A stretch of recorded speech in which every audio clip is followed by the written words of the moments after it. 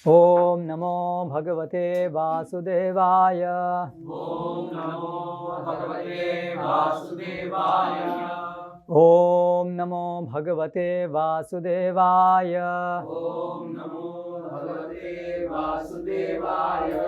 ओम नमो भगवते वासुदेवाय। ओम नमो भगवते वासुदेवाय। श्रीमद् भागवतम स्कंद 2 अध्याय 9। श्री भगवान के वचन का उद्धरण देते हुए प्रश्नों के उत्तर। श्लोक क्रमांक 28 करेक्ट। क्रीडसि अमोघ संकल्प ऊर्णनाभिः यथा ऊर्णुते तथा तत्विषयां धेहि मनीषां मयि माधव। क्रीडस्यमोघसंकल्प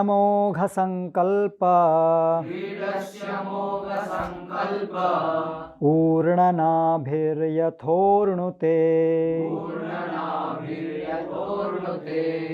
तथा तद्विषयां धेहि मनीषां मयि माधव।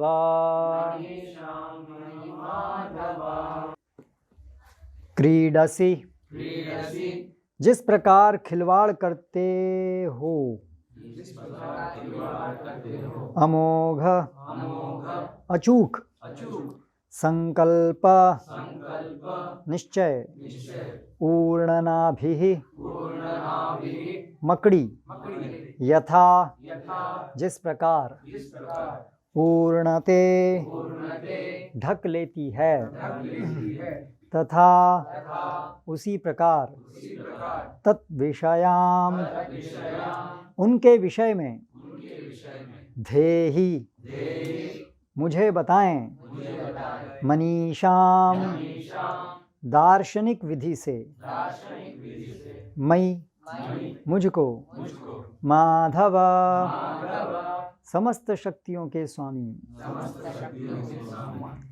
अनुवाद एवं तात्पर्य अंग्रेजी में द्वारा कृष्ण कृपा मूर्ति श्री श्रीमद् अभय चरणारविंद भक्तिवेदांत स्वामी श्री प्रभुपाद, और ये उसका हिंदी अनुवाद। हे माधव, मुझे उन सब के विषय में दार्शनिक विधि से बताएं।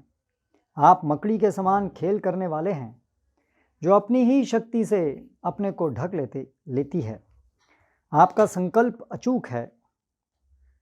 तात्पर्य, भगवान की अकल्पनीय शक्ति से प्रत्येक तत्व में उसकी निजी शक्तियाँ होती हैं, जिन्हें तत्व शक्ति, ज्ञान शक्ति तथा कार्य कारण की शक्ति कहते हैं। भगवान की ऐसी शक्तियों के संयोग से यथा समय सृष्टि, पालन तथा संहार का प्राकट्य होता है, जिनके विभिन्न कर्ता ब्रह्मा, विष्णु तथा महेश्वर हैं।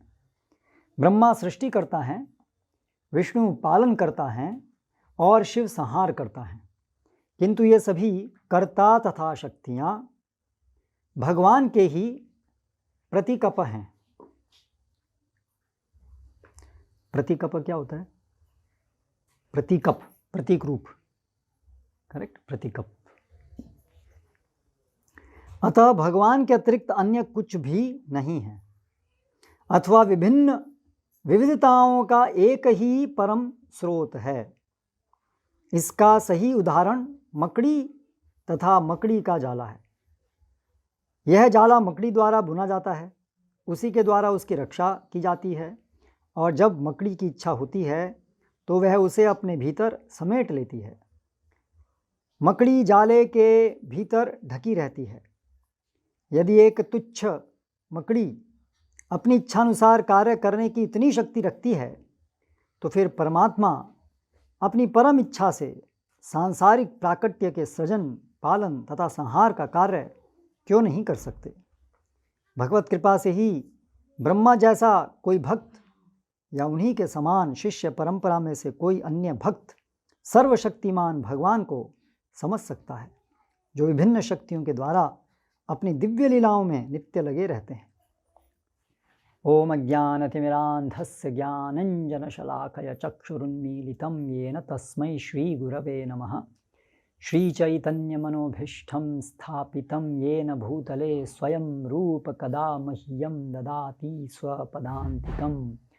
वन्देऽहं श्रीगुरो श्रीयुतः पदकमलं श्रीगुरून् वैष्णवांश्च श्रीरूपं साग्रजातं सहगण रघुनाथान्वितां तं सजीवं साद्वैतं सावधूतं परिजनसहितं कृष्णचैतन्यदेवं श्रीराधाकृष्णपादान् सहगण ललिता श्रीविशाखान्वितांश्च।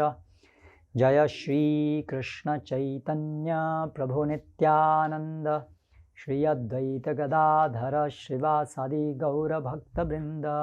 हरे कृष्णा कृष्ण कृष्ण हरे हरे, हरे राम राम राम हरे हरे। ब्रह्मा जी के उदाहरण से हम स्पष्टतः ये देख सकते हैं कि आध्यात्मिक प्रगति कैसे होती है और उसका परिणाम क्या होता है। ब्रह्मा जी का जब जन्म हुआ तो एक तरीके से पूरे अज्ञान में थे, कौन है वो, क्या उनको करना है, ये क्या है सब चारों तरफ जो भी दिख रहा है। लेकिन उनकी शुद्ध निष्कपट युक्त इच्छा थी यथावत सब चीज़ को समझने की, और मुख्य रूप से स्वाभाविक रूप से भक्ति भाव युक्त उनकी श्रद्धा थी। क्योंकि ब्रह्मा जी का जन्म जो होता है तो वो ऐसे जो बहुत पुण्यशाली जीव हैं, जो बहुत समय भगवान की इस प्रकार भगवान के आदेश का पालन करते हैं, उनको ये योनि मिलती है, तो निश्चित रूप से उनके अंदर भक्ति भाव युक्त उनकी श्रद्धा थी। और जब ऐसे एक श्रद्धा के परिवेश में जब उन्होंने शुद्ध इच्छा की कि मुझे कौन हूँ मैं, क्या मुझे करना है, तो भगवान से उनको पहले एक उनको ध्वनि सुनाई दी। एकदम से साक्षात भगवान उनके सम्मुख नहीं आए, उनको मार्ग प्रशस्त हुआ तपा तपा तपा के माध्यम से। फिर उन्होंने वो संपन्न किया। तदुपरांत उनको साक्षात वैकुंठपति का दर्शन हुआ प्रथम। और इस अध्याय में जो भी ये वर्णन चल रहा है, वहाँ पर ये वैकुंठ लोक का जो उन्होंने दर्शन किया उसका वर्णन चल रहा है। और फिर हम आगे देखेंगे, दोबारा भगवान ने उनको अपने गोलोक का भी दर्शन कराया, जिसके उपरांत उन्होंने ब्रह्म संहिता बोली। गोलोक के विषय में सुरभिरभिपालयन्तम, ये सब उन्होंने वहाँ देखा। तो इस प्रकार से विधि भक्ति और फिर राग भक्ति। और तो ये जैसे नारद मुनि जी के उदाहरण में भी हम देखते हैं, उनके व्यक्तिगत उदाहरण से कैसे भक्त संग हुआ, उन्होंने उनकी आज्ञा का पालन किया, और उसके परिणाम स्वरूप कैसे उत्तरोत्तर उनके जीवन में भक्ति में प्रगति हुई और वो नारद मुनि का स्थान प्राप्त किए।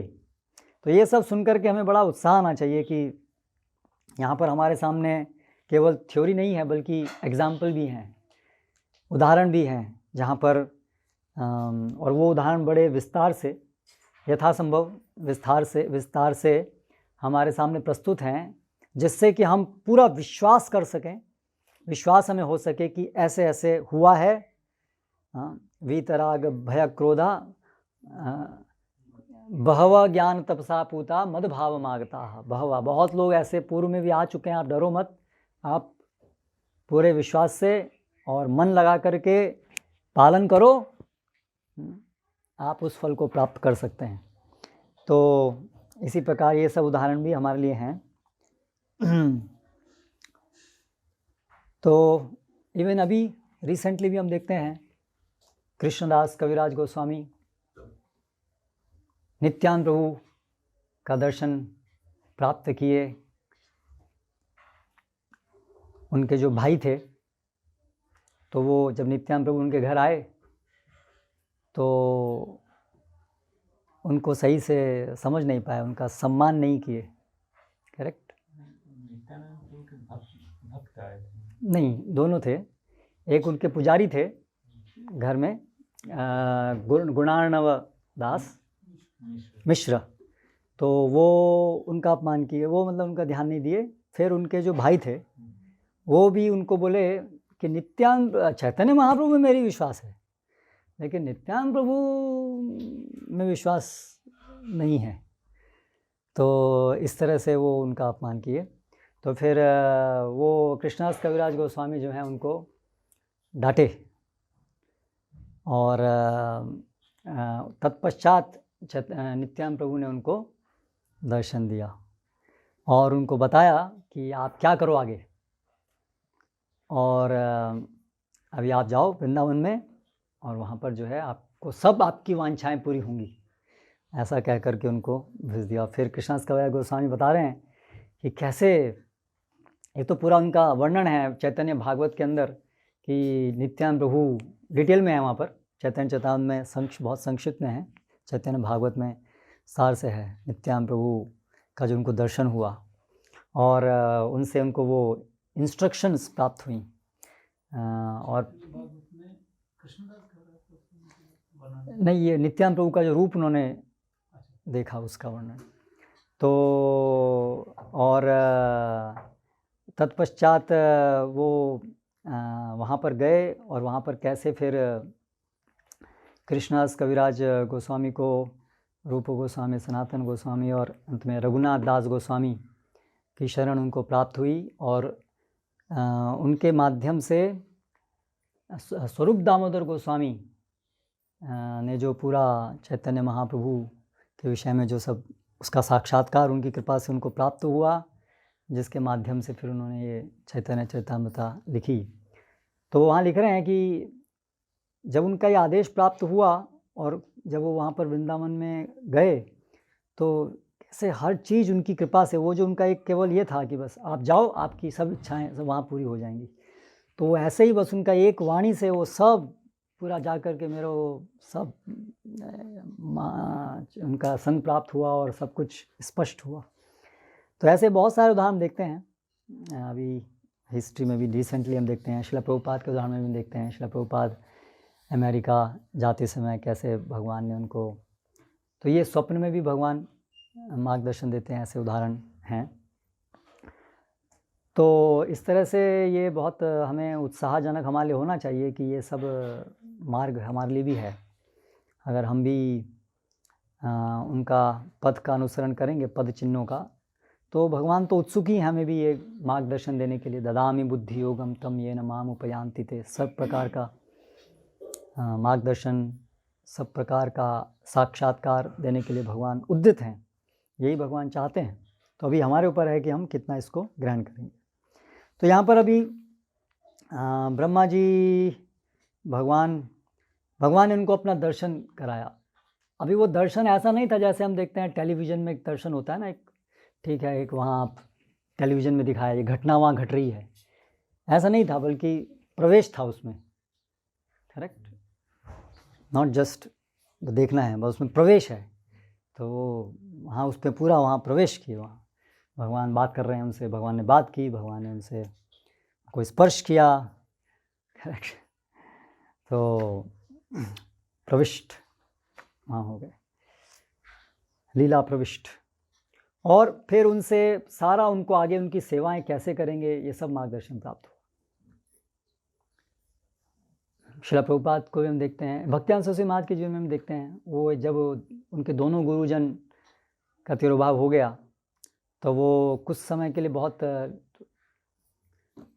थोड़ा व्यथित थे कि कैसे होगा, ये कैसे होगा, क्या होगा, कैसे प्रचार कैसे हो पाएगा। शक्तिविहीन अनुभव कर रहे थे दोनों गुरुजनों के जाने के कारण। लेकिन फिर उन्हें भगवान ने स्पष्ट इंगित किया कि आप डरो मत, सभी आचार्यगण, हाँ, कि हम आपके साथ हैं, आप करो। और उसके बाद चीज़ें होती चली गई। तो ये सब बड़े बड़े जो ऑब्स्टिकल्स, बड़े बड़े जो अवरोध होते हैं, वो एक्चुअली सब वास्तव में भगवान की कृपा की देर है। जब उनकी इच्छा होगी तो वो सब अपने आप उस प्रकार की बुद्धि, क्या करना है क्या, और जो अवरोध हैं वो सब भी, और हर चीज़ स्पष्ट। एक जगह तात्पर्य में यही कहीं है, श्रील प्रभुपाद लिखते हैं कि जो भक्त साधक अवस्था में होता है तो वो भगवान के क्रियाकलापों का ध्यान करता है, और जो मुक्त अवस्था में होता है वो सीधे भगवान का आदेश प्राप्त करता है, अभी ये करना, अभी ये करो, अभी ये करो। और इसलिए उसके जो कार्य होते हैं उसमें कोई कल्पना नहीं होती है, और उसमें बिल्कुल स्पष्टता होती है, क्योंकि साक्षात भगवान वहाँ आ रहे हैं, अभी ये करो, ये करो। और उसमें जो भगवान, क्योंकि पूरा निमित्त बन जाता है वो पूरी तरह से, और भगवान के कार्य सिद्ध होते हैं उसके माध्यम से। तो उन्होंने भगवान का दर्शन प्राप्त किया, और अभी केवल दर्शन प्राप्त करना ही दी एंड नहीं है, करेक्ट। अभी तो शुरू हुआ है। दर्शन प्राप्त करने के बाद तो वास्तविक जीवन आरंभ होता है, साक्षात्कार के बाद तो वास्तविक जीवन आरंभ होता है। सेवा, पूरी चेतना में सेवा करना, जैसे अभी हम जो कर रहे हैं वो तो एक रिहर्सल, एक ट्रेनिंग है, एक ट्रेनिंग चल रही है, अभी तो ट्रेनिंग है। लेकिन वो समय जब हम पूरी कृष्ण चेतना में ये सब कार्य कर पाएँ, कार्य तो यही रहने वाले हैं, लेकिन चेतना पूरी तरह से, पूरी शुद्ध कृष्ण चेतना, बिल्कुल साथ साथ हैं कृष्ण हमेशा, इस प्रकार से हमारी चेतना में आके करेंगे, और उस समय फिर शोक, भय और ये इस प्रकार की चीज़ें नहीं रहेंगी। हमेशा भगवान के सतत चिंतन के कारण हमेशा एक आध्यात्मिक स्थिति में हम रह पाएंगे। तो ब्रह्मा जी की यहाँ पर ये स्थिति है कि ब्रह्मा जी उनका भगवान का साक्षात्कार करके और फिर भी आगे पूछ रहे हैं सेवा के विषय में, सेवा कैसे करनी है, क्या करना है, और कृपया मुझे, मैं भ्रमित नहीं हो जाऊं, मैं अहंकार में ना बह जाऊं, इस तरह से सब सेवा करने के लिए जो भी कुछ आवश्यक है वो सब वरदान मांग रहे हैं।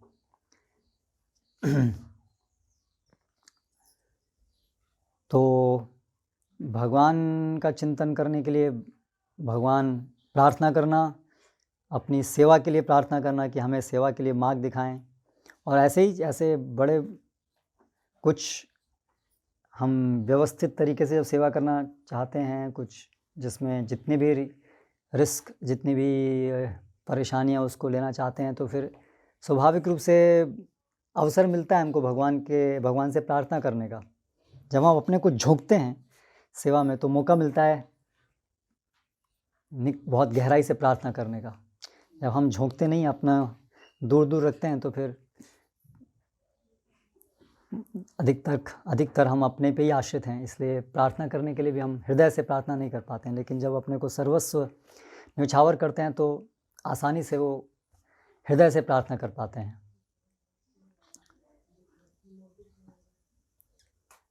जन्म ऐश्वर्य अश्रुत श्री भी एदमान महपुमान, जैसे कुंती महानी कहते हैं, जो जन्म ऐश्वर्य अश्रुत श्री से भ्रमित हैं वो लोग हृदय से आपकी प्रार्थना करने के लिए अनुपयुक्त हैं।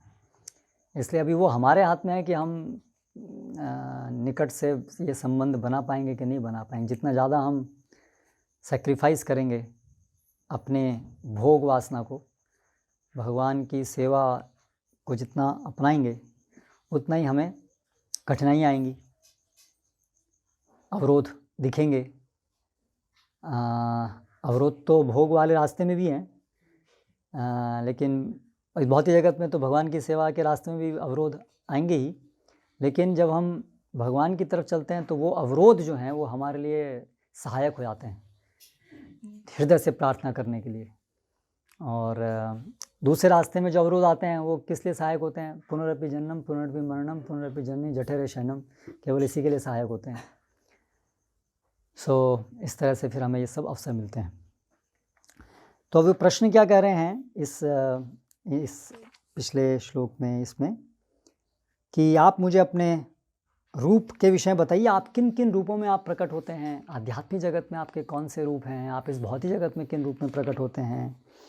और विशेष रूप से आज के इस श्लोक में क्या कह रहे हैं कि ये सब जो विषय जो मैंने अभी आपसे पूछे, आपके रूप, आपकी शक्तियाँ कैसे कार्य कर रही हैं, ये सब विषय में आप मुझे अच्छे से पूरा बताइए, क्योंकि आपको समझना तो आसान नहीं है, क्योंकि आप जो हैं एक मकड़ी की तरह से ये सब सृजन करते हैं, पालन करते हैं, संहार करते हैं। जैसे मकड़ी जाले का सृजन करती है, पालन करती है, संहार करती है, अपने आप अपने अंदर ले लेती है और खुद उस जाले से अपने को ढक भी लेती है। तो इस प्रकार से उदाहरण दिया है, यहाँ पर उपमा दी है।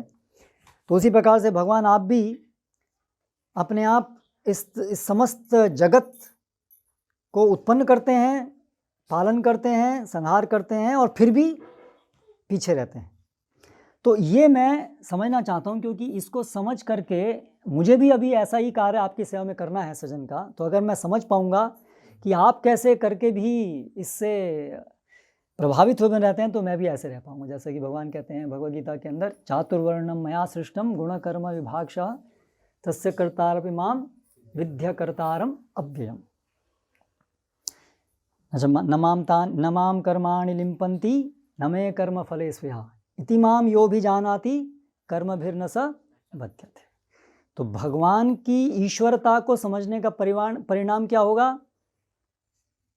हम भी इस मोह माया से बच पाएंगे। भगवान कितनी बार भगवद गीता में इस बात को बताएं, जन्म कर्म च मे दिव्यम एवं यो वेत्ति तत्त्वतः त्यक्त्वा देहं पुनर्जन्म नैति मामेति स्वर्ण नान्यम गुणेभ्य कर्तारम यदा दृष्टानुपश्यति गुणेभ्यश्च परम वेत्ति मद्भावम सोधिगच्छति। कितनी जगह भगवान बताएं कि जो ये जानता है कि ये गुण मुझसे आए हैं, लेकिन मैं इन गुणों से परे हूँ, इस बात को जो यथारूप जान लेता है, कर्मभिर न सलिप्यते, वो भी कर्म में नहीं फंसता है। तो इसलिए ब्रह्मा जी ये सब विषय को सुनना चाहते हैं भगवान से, किस तरह भगवान इस जगत के का सृष्टि करते हैं और सृष्टि करने पर भी इससे बिल्कुल स्पर्श हुए बिना रहते हैं। तो यहाँ पर श्रील प्रभुपाद अभी तात्पर्य के आरंभ में लिख रहे हैं, भगवान की अकल्पनीय शक्ति से प्रत्येक तत्व में उसकी निजी शक्तियाँ होती हैं। प्रत्येक तत्व में भगवान अपनी निजी शक्ति डालते हैं, जिसकी वजह से वो तत्व की तरह से स्थापित होता है। तो प्रकृति, ये भौतिक जगत जो है, इसके दो स्तर हैं, मुख्य स्तर, एक प्रकट और एक अप्रकट। अप्रकट से अप्रकट, प्रकृति के अप्रकट रूप से इसका ये प्रकट रूप जो है, जो इंद्रियों के द्वारा ग्राह्य है, जिसमें विविधताएं हैं, वो हमें दृष्टिगोचर जो होता है वो उससे आता है। तो जो अप्रकट है उसमें उसको प्रधान कहा गया है। तो विशेष रूप से प्रधान जो है वो उपादान है। इस भौतिक जगत को सृष्ट होने में भौतिक प्रकृति दो रूप में काम करती है। कौन कौन से? निमित्त कारण और उपादान कारण। निमित्त कारण और उपादान कारण। उपादान कारण अर्थात जो अवयव हैं, सब्सटेंस हैं। सेकंड नहीं, उपादान यहाँ पर अर्थ है जो जिससे material, sum total of all the raw material, सारा जिससे होगा उपादान कारण। जैसे मटके के लिए मिट्टी उसका उपादान कारण है, इस तरह से।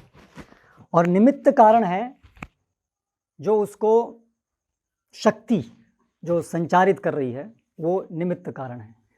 तो जो प्रकृति है, तो माया उसका वो निमित्त कारण। माया यहाँ पर दो सेंस में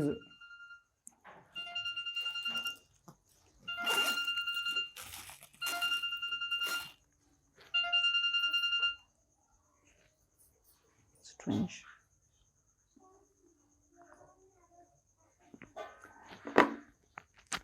तो माया, पूरी प्रकृति को ही माया कहते हैं, और उसके अंतर्गत उसके जो दो विभाग हैं, उपादान कारण, निमित्त कारण। तो माया निमित्त कारण, निमित्त कारण को भी माया कहते हैं।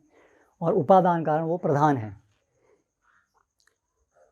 लेकिन ये जो प्रधान और ये उपादान निमित्त कारण और जो उपादान है, ये भी भगवान की शक्ति के द्वारा ही अंततः संचारित होते हैं। तो मूल कारण नहीं है माया, निमित्त है वो, लेकिन मूल कारण नहीं है। मटके के लिए जैसे कुम्हार को बोलेंगे वैसे निमित्त कारण। हाँ, मटके के लिए जो कुम्हार है वो उसका मूल कारण, जो उसका चक्कर है, जो उसकी डंडी है, जिससे वो सब हुआ, वो सब निमित्त बने उसमें, लेकिन वो अंततः मूल कारण है उसका कुम्हार, क्योंकि उसने इच्छा की बनाने की सब। तो इस प्रकार से जो भगवान हैं वो मूल कारण है। भगवान का भी कौन सा रूप मूल कारण है इस, तो कारणदकशाई विष्णु। हाँ, तो ये जो सृजन के लिए भगवान जब जो रूप धारण करते हैं उनको बोलते हैं पुरुष अवतार। पुरुष अवतार में सर्वप्रथम है कारणदकश, उनकी है ये शक्ति, माया शक्ति उनकी है। और वो अपनी इस माया शक्ति को दृष्टिपात करके उत्तेजित करते हैं। तो वहाँ से ये सारे जो दोनों कारण हैं माया के, निमित्त और उपादान, ये उनके दृष्टिपात से एक्टिवेट होते हैं, क्रियान्वित होते हैं, संचारित होते हैं। फिर वहाँ से ये दोनों जो माया के जो दो प्रकार हैं, निमित्त और उपादान, ये आपस में ये फिर एक के बाद एक आगे बढ़ते हैं और सारा ये रूप होता है। हर जगह पे भगवान की जो शक्ति, इच्छा, वो सब क्रियान्वित होती है, उसी के कारण होता है। तो तत्व शक्ति, ज्ञान शक्ति, कार्य कारण शक्ति। तो भगवान के अनेक प्रकार की शक्तियाँ हैं। हर स्तर पे माया के साथ वो भगवान की शक्ति, क्योंकि माया स्वतः जड़ प्रकृति है, वो अपने आप नहीं कर सकती और सब कुछ भगवान के अधीन है, इसलिए अपने आप से कुछ नहीं होता है। इसलिए चैतन्य चेतावनी ने उसको बोला है अजगल स्तन न्याय। जैसे बकरी के स्तन वो केवल दिखने के हैं, वो वास्तव में स्तन नहीं है, उससे दुग्ध उत्पादन वहाँ नहीं होता है। तो उसी प्रकार से प्रकृति जो है ऐसी प्रतीत होती है जैसे कि यही मूल कारण है इस जगत के निर्माण का, जैसा कि सभी सांख्य और वैज्ञानिक ऐसा ही समझते हैं। अजगल स्तन से भ्रमित हो जाते हैं, तो वो सोचते हैं हाँ प्रकृति है, सब प्रकृति हो रही है सब। और उसको जितना वो उसको अंदर जाते हैं, स्टडी करते हैं, तो देखते हैं उसके मैकेनिज्म उनको समझ में आता है, ये ऐसे हुआ, ये ऐसे बना है, ये इससे बना है। तो उनको और विश्वास होता है कि देखो देखो ये तो बिल्कुल प्रकृति से ही हुआ है सब। लेकिन जो पुण्यशाली है उससे इसको ये समझ में आना चाहिए, ओ इतना अच्छा सिस्टम है तो कितना बनाने वाला होना ही चाहिए। करेक्ट। जैसे एक बार किसी ने प्रश्न पूछा कि इतना ये सब ये मैकेनिज्म, जब जैसे वैज्ञानिक बोलते हैं ना कि वो गॉड ऑफ गैप्स, कि जहाँ पर लोगों को सही में नहीं आता कि चीज़ कैसे क्रियान्वित हो रही है, वहाँ पर वो बीच में भगवान को घुसाए थे, गॉड ऑफ गैप्स। ये ऐसे कैसे हो, ये तो भगवान ने किया होगा, राइट, क्योंकि हमारी समझ में नहीं आ रहा इसलिए भगवान ने किया होगा, गॉड ऑफ गैप्स। लेकिन अभी जैसे मान लीजिए कोई कार है, अभी एक बुद्धिमान व्यक्ति है, यदि उसको मैकेनिज्म समझ में आ रहा है कि एक्चुअली जब ये कार जो है, मान लीजिए उसमें ऑटोमेटिक इंजन ऑफ हो जाता है आफ्टर सम टाइम, ठीक है, तो अगर वो बुद्धिमान व्यक्ति है तो वो जब उसको ऑब्जर्व करेगा और जब उसको मैकेनिज्म को स्टडी करेगा कि कैसे होता है ये, या कोई थर्मोस्टैट है या व्हाटएवर, या जैसे वो होता है ना आपका ऑयल का वो टेम्परेचर रेज होता है तो उसका ऑटोमेटिकली, तो अगर कोई इंजीनियर उसको स्टडी करेगा तो उसके दिमाग में क्या आएगा, अरे बहुत सुंदर, अच्छा, इंजीनियर इज़ वेरी गुड, यही विचार में आएगा ना। या ऐसा विचार में आएगा कि जब मैंने इसको स्टडी कर लिया ज़्यादा और ज़्यादा अच्छे से पता चल गया मुझे कि कैसे कैसे इसमें कितना बारीक सिस्टम है, तो अच्छा इतना ज़्यादा बारीक सिस्टम है तो फिर इसका बनाने वाला कोई नहीं होना चाहिए, तो फिर ये अपने आप आ जाना चाहिए। ये कैसे तर्क संगत होगा? अगर ज़्यादा अच्छे से आपको समझ में आ रहा है कि वो कितना उसमें बारीक उसका मैकेनिज्म है, तो उससे तो ज़्यादा एप्रिसिएशन होना चाहिए बनाने वाले का, है ना। लेकिन क्योंकि ये लोग इम्पायस हैं, पुण्यशाली नहीं हैं, इसलिए उनको उल्टा तर्क दौड़ता है उनका, उनकी बुद्धि उल्टी दौड़ती है। जितना ज़्यादा वो प्रकृति की सुख सूचनाओं को देखते हैं उतना उनका अभिमान बढ़ जाता है। हमने अभी और पता लगा लिया, अभी सब ऐसे अपने आप ही हो सकता है। ऐसे ही डार्विन का हुआ था ना, डार्विन गया वहाँ, उसने देखा, ऑब्जर्व किया, उसका उल्टा उसने निष्कर्ष निकाला। लेकिन वही चीज़ एक बुद्धिमान व्यक्ति देखेगा, बुद्धिमान मतलब यहाँ पर आध्यात्मिक दृष्टि से बुद्धिमान होगा, तो वो उसको समझ पाएगा कि भगवान का यहाँ पर हाथ है। तो ऐसे हर जो तत्व यहाँ पर जो काम कर रहा है, अभी ये पानी के अंदर जो गुण है तरलता का, वो इसीलिए है क्योंकि अंडांतरस्थ परमाणु चयांतरस्थम, क्योंकि भगवान उसके अंदर है, इसलिए वो उस गुण को, वो गुण प्रकट हो रहे हैं, नहीं तो वो गुण प्रकट नहीं हो पाएंगे। गामाविश्य च भूतानि धारयामि हम ओजसा पुष्णामि चौषधि सर्वा सोमो भूत्वा रसात्मकम। भगवान कहते हैं मैं प्रवेश करता हूँ इसलिए तैरते हैं, और मैं, मेरी वजह से ये जो औषधि हैं, पेड़ पौधे हैं, इनके अंदर रस इत्यादि निर्माण होता है। तो जैसे प्रभुपाद बहुत उदाहरण देते थे कि वही मिट्टी है, उस मिट्टी में से कितने अलग अलग प्रकार की गंध उत्पन्न हो रही हैं, कितने अलग अलग प्रकार के रंग उत्पन्न हो रहे हैं उसी मिट्टी से। तो उसको एक बुद्धिमान व्यक्ति को देखते, वाह भगवान की क्या अचिंत्य शक्ति है, कितने महान हैं। वही मिट्टी से एक बीज डालो, अलग रंग, अलग गंध उत्पन्न हो रही है, और दूसरा बीज डालो, उसी मिट्टी से दूसरी चीज़ उत्पन्न हो रही है। ओह भगवान कितने महान हैं, उसको तुरंत ये विचार आएगा। और जो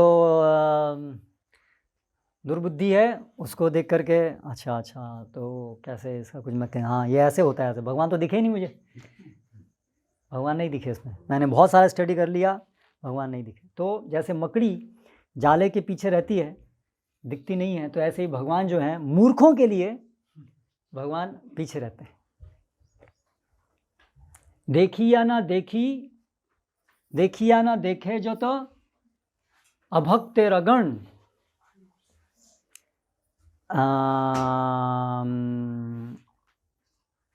नहीं, जानी या न जाने जे न अभक्त रगण, देखी या ना देखे जे न उल्लू कसम। जैसे उल्लू जो है वो देखते हुए भी नहीं देख पाता है सूरज को, ऐसे ही जो नास्तिकता से ग्रस्त लोग हैं वो जानी या ना जानी, जानते हुए भी नहीं जानना चाहते हैं, भगवान को स्वीकार नहीं करना चाहते हैं। इसी प्रकार से एक और वो श्लोक है, त्वमशील रूप गुण प्रकृष्टई, रिमेंबर दैट श्लोक? त्वमशील रूप चरितै परम प्रकृष्टई सत्वेन सात्विकतया प्रवदैश्च शास्त्रै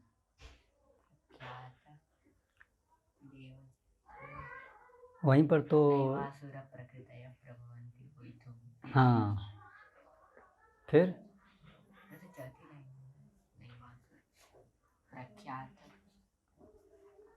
ठीक है, इसको बाद में देखेंगे ना। तो भगवान अपने त्वमशील रूप चरितई गुण, अपने रूप गुण से प्रकट हैं, लेकिन जिनके हृदय कठोर हैं वो ये प्रकट होने पर भी नहीं देख सकते। और दूसरी तरफ एक और श्लोक है चैतन्य में, लुके ना लुकाए। भगवान जो है अपने को बहुत छुपाने का प्रयास करते हैं, लेकिन भक्तों से छुपा नहीं पाते हैं। हाँ? आपना लुकाईते नाना जत्न करे, नाना जत्न करे तथापि ताहार भक्त जाने जाने ताहारे, तथापि तारा भक्त जाने ताहारे। वो भगवान बहुत प्रयास करते हैं अपने को छुपाने का, लेकिन भक्त पकड़ ही लेते हैं उनको। और दूसरी तरफ भक्त हैं, भगवान सामने भी आ जाए तो भी वो देख नहीं पाते हैं। तो इतना बड़ा अंतर है ये चेतना का। इसलिए कहते हैं भगवत कृपा से भगवान का नाश। तो ये जो भगवत कृपा से वास्तव में वो जो पूरी इतनी जो प्रगति है, जो ये पूरी तरह से इस स्तर पे यहाँ पर भगवान स्वयं अपने को प्रकाशित करते हैं, भगवान पूरा पथ है, ये पूरा रास्ता है। ऐसा नहीं कि बस ये अचानक हो जाता है, ये पूरा पथ है जिसमें कि भक्त पूरी तरह से जब शरणागत होता है तो तब भगवान प्रसन्न होकर के अपने को उसके सम्मुख प्रकट करते हैं। अब ये भगवान अपने को प्रकट करते हैं, उसका अर्थ ये नहीं है कि केवल बस जब भगवान साक्षात सामने आएंगे तभी हम सोचेंगे अभी हमें प्रकट किया। भगवान तो बहुत आरंभ से अपने को प्रकट करना शुरू कर देते हैं। जैसे गुरु से हमें मिला करके, चैत्य गुरु के रूप से मार्गदर्शन दे करके, गुरु महंत गुरु के रूप में आकर के, और धीरे धीरे हर चीज़ को स्पष्ट करके, उत्साह दे करके, सेवा में उत्साह, ये भी भगवान ही है ना। We are experiencing Krishna. अगर हमारे को भगवान सेवा में उत्साह आ रहा है, इसका मतलब हम भगवान को अनुभव कर रहे हैं। ऐसा नहीं पता नहीं भगवान कब दिखेंगे, भगवान कब दिखेंगे। भगवान दिख रहे हैं ऑलरेडी, नहीं तो उत्साह कहाँ से आ रहा है? वो भगवान की सेवा में उत्साह कैसे आ सकता है अन्यथा? भौतिक जगत में भी उत्साह वास्तव में भगवान की कृपा के नहीं आ सकता, वो भी भगवान को एक्सपीरियंस कर रहे हैं हम लोग, लेकिन वो तो इनडायरेक्टली है। जैसे भगवान बोलते हैं ना, शराब में भी हम भगवान को देख सकते हैं, रसो हम अप्सु कौनते। तो ऐसे तो हर जगह भगवान को देखा सकते, क्योंकि कोई भी चीज़ तो भगवान से पृथक नहीं है। लेकिन जो भगवान के भक्त हैं वो विशेष रूप से भगवान के आदान प्रदान में भगवान को व्यक्तिगत रूप से अनुभव कर पाते हैं। बाकी शक्तियों के रूप में मया ततमिदं सर्वं जगत अव्यक्त मूर्तिना मत्स्थानि सर्वभूतानि न चान्तेषु अवस्थिता, इस प्रकार से तो देख ही रहे हैं। लेकिन भक्त व्यक्तिगत रूप से भगवान का अनुभव कर पाते हैं, भगवान के साथ जो उनका आदान प्रदान होता है उस रूप में। तो उत्साह में व्यक्तिगत रूप से कैसे? क्योंकि उत्साह व्यक्तिगत, भगवान खुद वो उत्साह दे रहे हैं। सेवा का जो उत्साह आता है वो भगवान कृष्ण, वो व्यक्तिगत उनका कार्य है। जैसे इस जगत का संचालन, कर्म फल मिलता है मान लीजिए हमें, वो भगवान का व्यक्तिगत कार्य नहीं है, वो परमात्मा की तरह से एक ऑर्डर, मयध्यक्षेण प्रकृति सूयते सचराचरम, इस प्रकार से है वो। लेकिन यहाँ पर भगवान स्वयं निकट से हम कैसे हमें खींचें, उस प्रकार से वो आदान प्रदान करते हैं। एक गंभीर भक्त के जीवन में वास्तव में जो भी होता है वो व्यक्तिगत हस्तक्षेप ही होता है भगवान का। इवन जो प्रताड़न होता है वो भी व्यक्तिगत ही होता है। तो अभी इस तरह से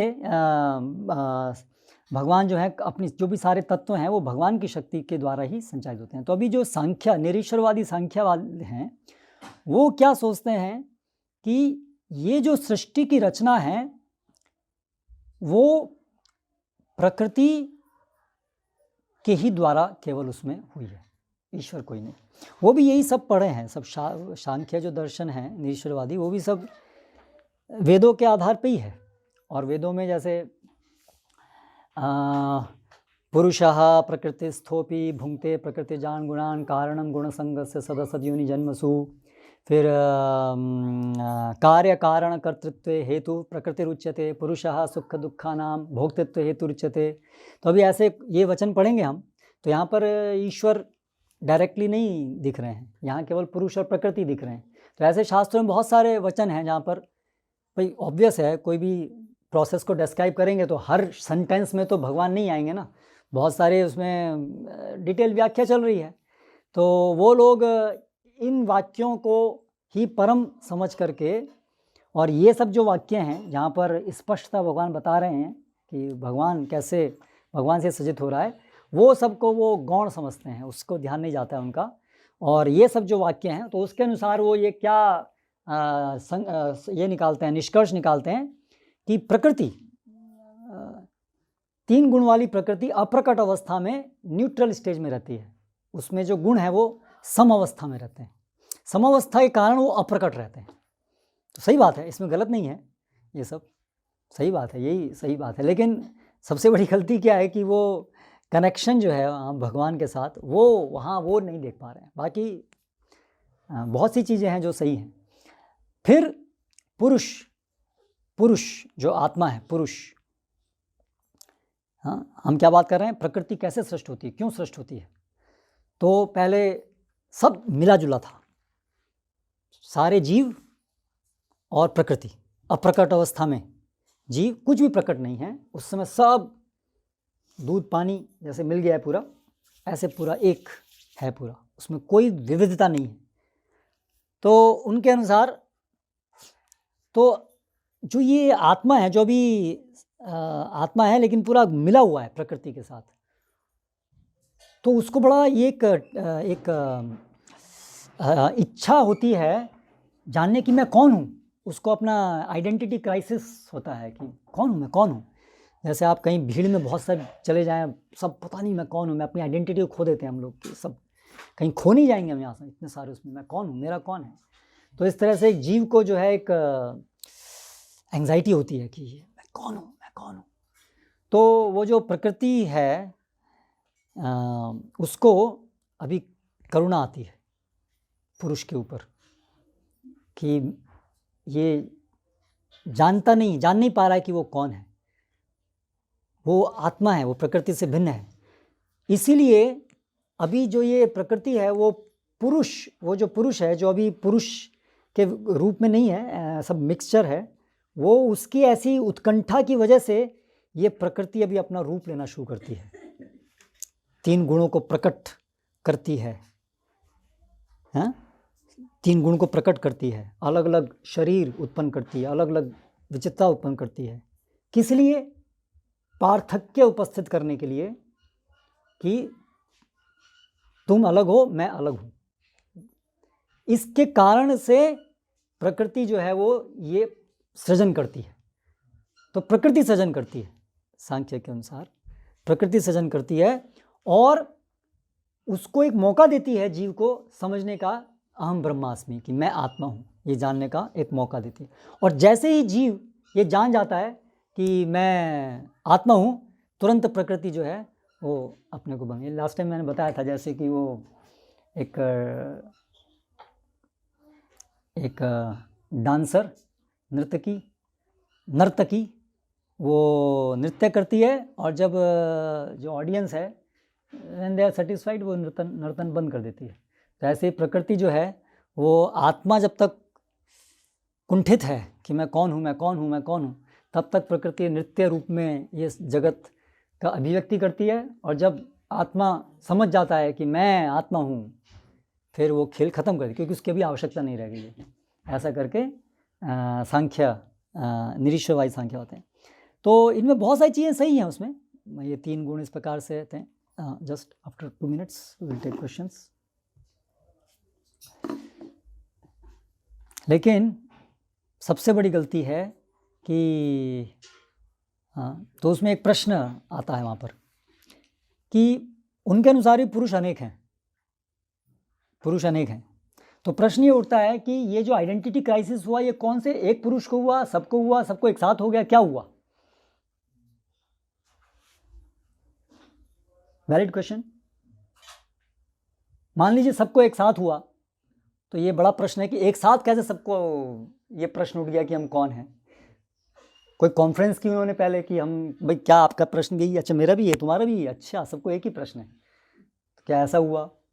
या एक की इच्छा हुई और प्रकृति ने अपना नर्तन शुरू कर दिया, तो बेचारे बाकी लोगों का क्या, उनका गुनाह था कि उनको भी ये प्रकृति नृत्य दिखा करके उनको भी विमोहित कर दिया। करेक्ट। तो इस तरह से वहाँ पर उसका कोई उत्तर नहीं मिलता है।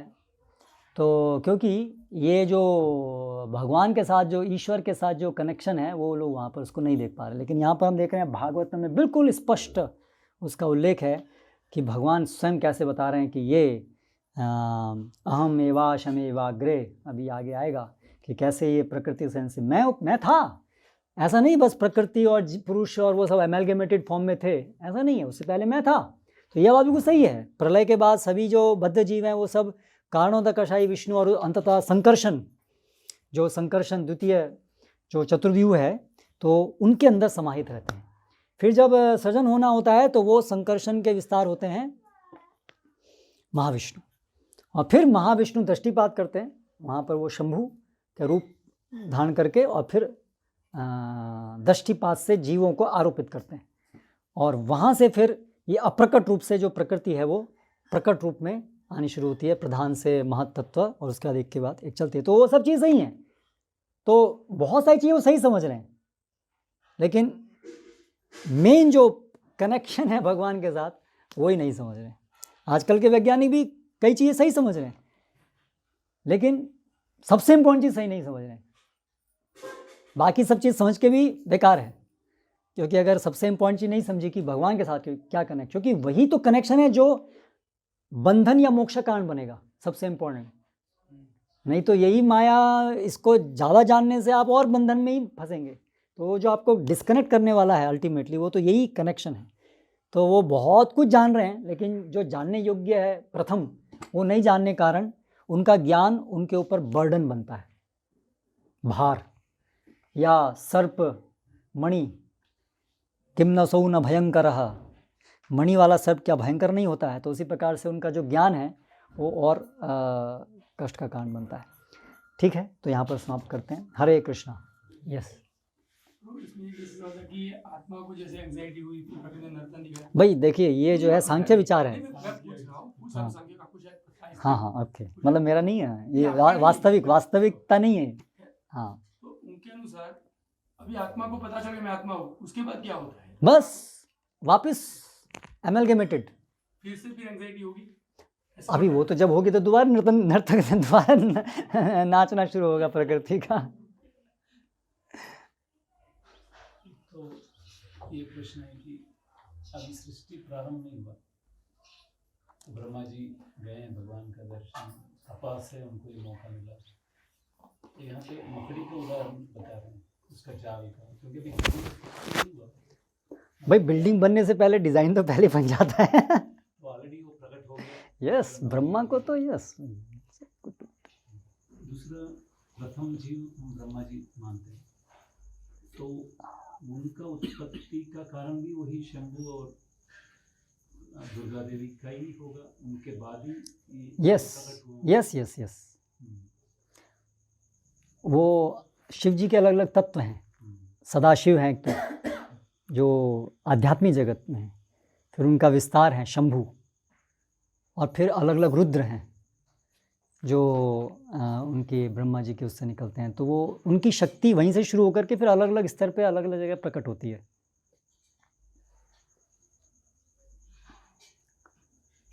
ठीक है, निमित्त कारण उपादान कारण अच्छे से तुम्हें समझ नहीं आया, क्योंकि वहाँ भी तात्पर्य में अद्वैताचार्य के विषय में बताया कि उपादान कारण है।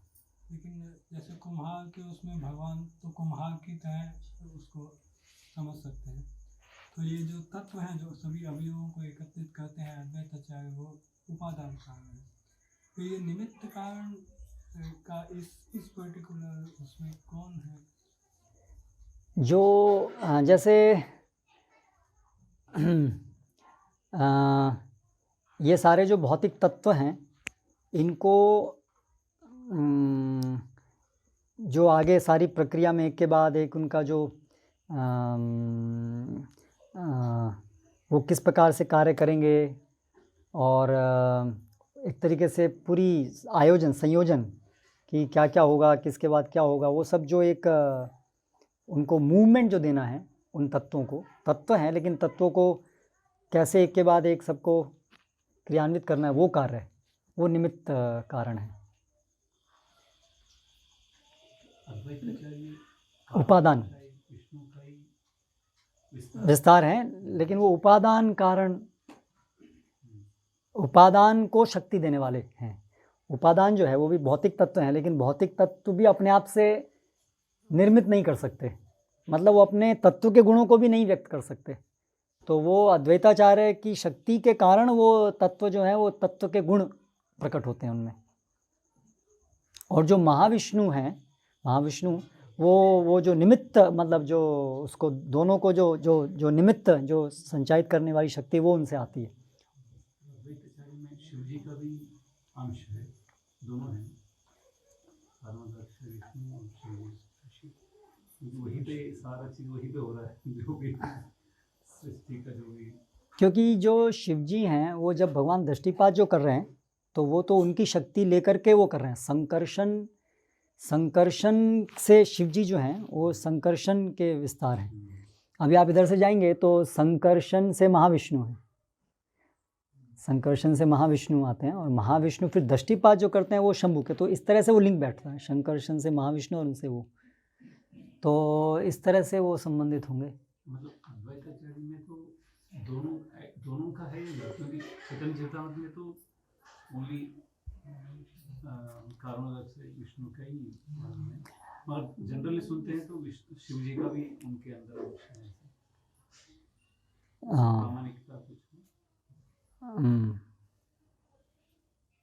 शिव जी दोनों का रूप द्वैत है। हाँ